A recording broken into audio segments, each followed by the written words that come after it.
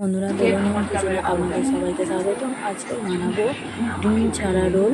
প্রথমে ময়দা নিয়ে নিলাম, স্বাদ মতো নুন দিয়ে জল দিয়ে ময়দাটাকে মাখিয়ে ডোটাকে রেখে দিলাম। যে উপকরণগুলো লাগবে, কড়াতে রিফাইন তেল দিয়ে দিলাম।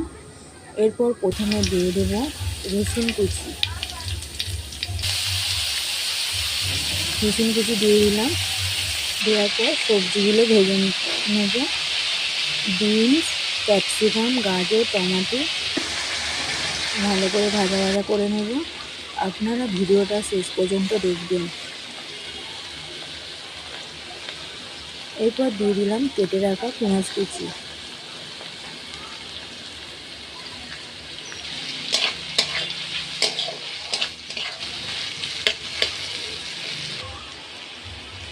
এরপর দিয়ে দিলাম হলুদ গুঁড়ো, তারপর দেব জিরে গুঁড়ো। ভালো করে কষিয়ে নেব।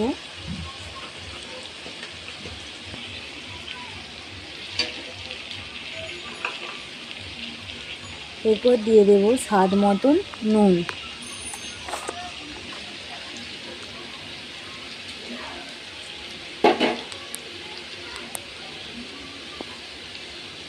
দিয়ে দিলাম ভিনেগার, সয়া সস, ধনেপাতা কুচি, শসা কুচি, তারপর দিয়ে দিলাম চিলি সস। ভালো করে নাড়াচাড়া করে নিলাম। এরপর যে ডোটা করে রেখেছিলাম, রুটিটা বেলে নেব।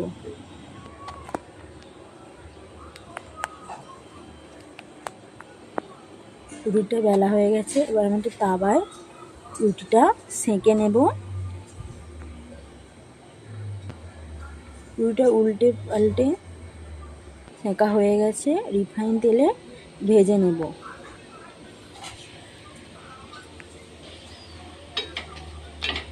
ভাজা হয়ে গেছে। এরপর তুলে নেব।